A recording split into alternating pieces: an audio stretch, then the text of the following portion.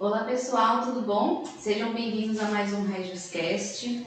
Queria cumprimentar o Sandro, seja muito bem-vindo, Sandro. Olá, Geise, olá, participantes. Pessoal, antes da gente começar, aquele recadinho de sempre, ativa o sininho aqui no canal, deixa seu like, curta esse vídeo, ativa o sininho para você poder ficar sempre vendo as nossas notificações, os nossos novos vídeos que estão saindo, inclusive o mês agora de abril, tem coisa boa pra caramba pra sair, não vou dar muito spoiler não, tá? Então ativa aí o sininho para você estar por dentro. Bom, Sandro, a gente hoje vai ficar falando aqui dos números de fevereiro, que inclusive é o Regis de Números, que já está disponível no site, pessoal.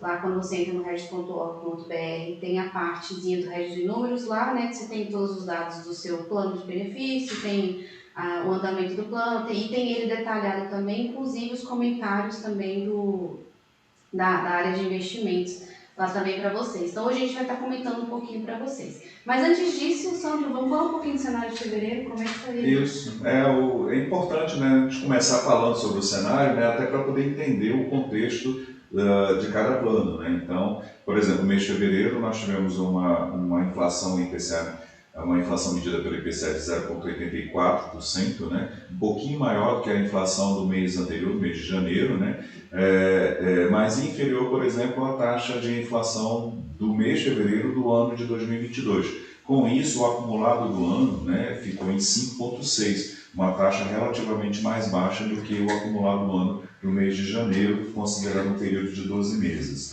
Com a Selic não teve, nós não tivemos alteração da meta da taxa Selic, ficou em 13,75% ao ano, enquanto o Ibovespa, que é o índice lá da Bolsa de Valores de São Paulo, ele caiu 7,49%. Nós tivemos um mês de fevereiro bastante difícil, nós tivemos diversos desencontros aí entre política monetária, Banco Central, Governo Federal e tudo mais.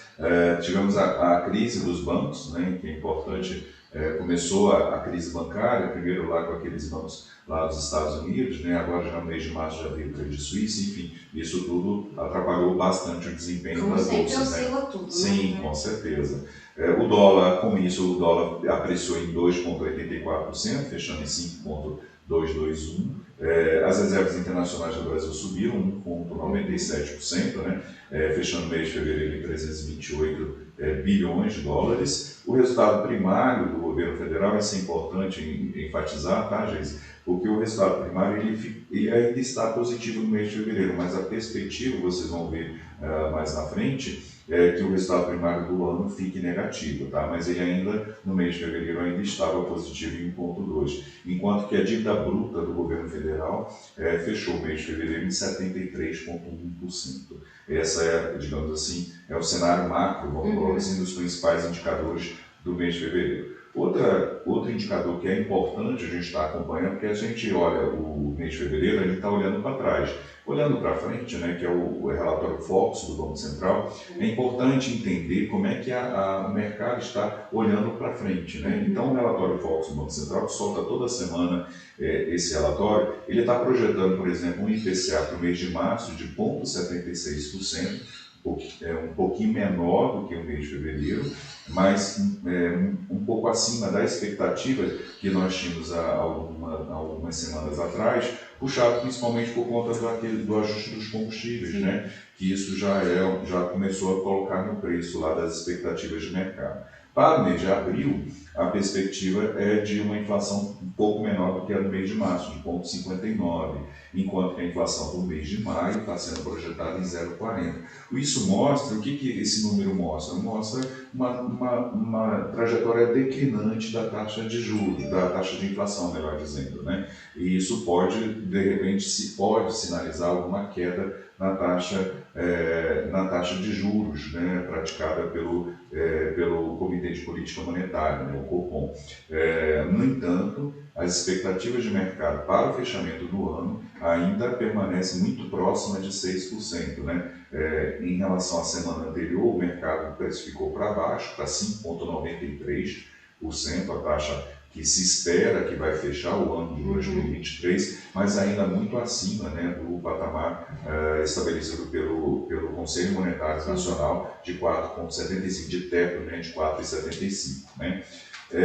Outra coisa importante é que o dólar, nas projeções do Comitê de Política das expectativas de mercado trazida pelo relatório Fox está em 5,25, ou seja, exatamente mais ou menos igual ao que está hoje. A taxa Selic, a expectativa é que haja um corte no acumulado do ano de até 1%, no caso, fechando o ano em 12,75%. O resultado primário, que é aquele que eu falei, que está positivo até o mês de fevereiro, mas a expectativa do mercado é que nós vamos fechar o ano com uma queda de 1,02%, né, com um resultado primário de 1,02% do PIB, né, o que é muito alto, e uma dívida líquida do setor público fechando o ano em 61%. Tá? Então, digamos assim, são as expectativas do mercado para o ano de 2023. Fechando aqui a parte também do para trás, né? A questão do mês de fevereiro das NTNBs. Eu acho que é importante também a gente abordar, Geise, essa questão das NTNBs, porque elas interferem muito na rentabilidade e no desempenho de cada um dos planos, né? Dependendo da quantidade de títulos marcados a mercado que tem um plano comparativamente ao outro. Então, por exemplo, todo mundo se lembra, quem já viu os Edgecast lá atrás, percebeu que nós tínhamos uma elevação da taxa das NTNBs, né, ao longo do final do ano passado, e no mês de janeiro também nós tivemos ainda um aumento. A novidade é que em fevereiro praticamente todos os vértices das NTNBs caíram, né, com exceção do ano de 2032, todos os demais vértices caíram. Isso trouxe uma repercussão positiva nos nossos planos, né? E aí nós tivemos uma melhoria sensível no desempenho da grande maioria deles, né? E a grande questão importante aqui, Geise, é que, pegando aqui, já fazendo um recorte já para o resultado do mês de março, né? Que logo nós vamos divulgar também assim que fechar o mês, mas a perspectiva do mês de março é muito positiva, porque essas taxas que caíram no mês de fevereiro continuaram caindo, né? Esse é um recorte, pegando um recorte do dia 24 de março, praticamente todos os vértices também com queda nessa taxa. Isso vai ter uma repercussão bastante positiva nos títulos marcados a mercado que estão na carteira. Também, exatamente, e assim a gente espera, né? E agora com a divulgação do novo arcabouço fiscal do governo, né? Nós esperamos.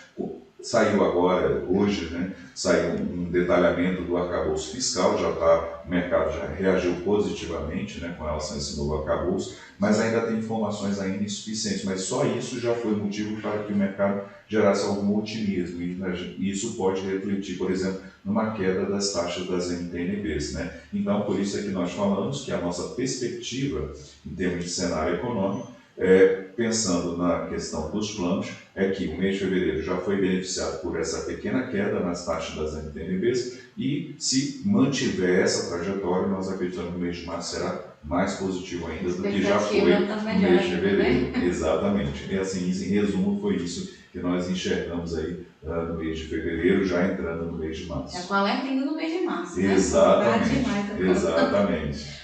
Bom, a gente vai manter então o nosso formato, né, do Edgecast. A gente teve aqui agora um pouquinho da análise do cenário, exatamente para vocês entenderem um pouco, né, o que isso impactou nos resultados dos planos, principalmente. Então, se você quer saber um pouquinho mais agora, né, sobre o seu plano, continua aqui com a gente. É isso aí.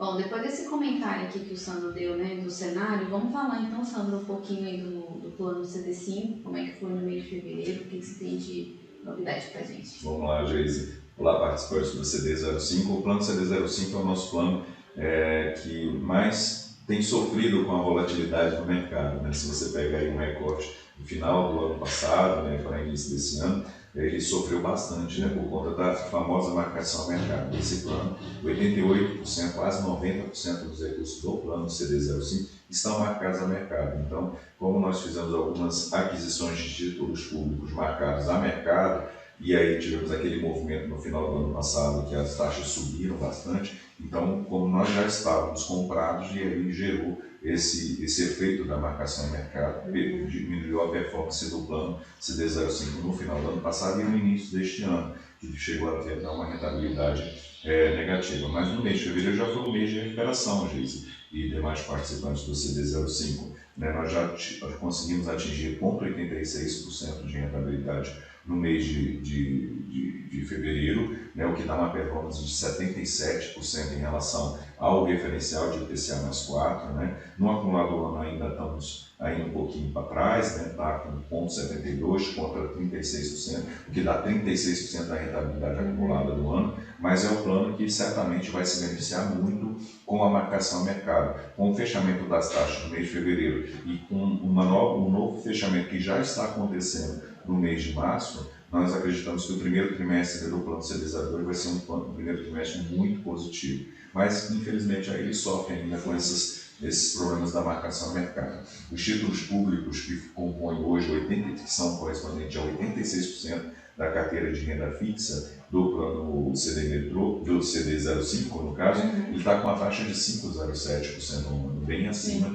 do referencial de IPCA mais 4%, o que dá para a gente uma tranquilidade de que esse plano vai sim performar bem acima de IPCA mais 4% no horizonte de médio e longo prazo. Né? Mas eu acredito que já com os resultados já dentro deste ano já vão ser muito positivos para o CD05. É um plano que está crescendo bastante, né? Ele é o plano que vai ser o plano dos participantes do conglomerado BRB, né? Só para lembrar, o CD03 está sendo fechado para novas adesões, então esse vai ser o plano do conglomerado BRB e agora também do SEASA, né? SEASA, que foi a grande novidade do mês de janeiro, nós já até explicamos no Registcast anterior, né? Sim. Então já temos novos participantes do SEASA entrando no CD05, então são novos participantes que certamente vão cobrar performance, e isso nós vamos entregar certamente neste ano de 2023. Mas é legal, Sandro, ver também que os números mostram aí uma recuperação do plano, né? Isso. Então, em janeiro a gente teve, dezembro a gente teve um resultado, né? E agora em janeiro melhorou um pouquinho, agora fevereiro também, então a tendência é ele melhorando, mas a gente também tem que aguardar também essa questão do cenário que acaba afetando. Também. Exatamente. Só lembrando que no caso do CD05 nós fizemos também agora, né? Estamos aproveitando esse primeiro trimestre para fazer algumas realocações e direcionamos uma parte dos recursos que estavam em liquidez para LFT, né, que é o título público do governo, que é atrelado à taxa Selic. Como nós estamos com uma taxa Selic muito alta, né, bem acima da inflação, né, uma rentabilidade real aí próxima de 7%, então nós acreditamos que isso vai trazer uma boa performance com baixa volatilidade para os ativos do CD05.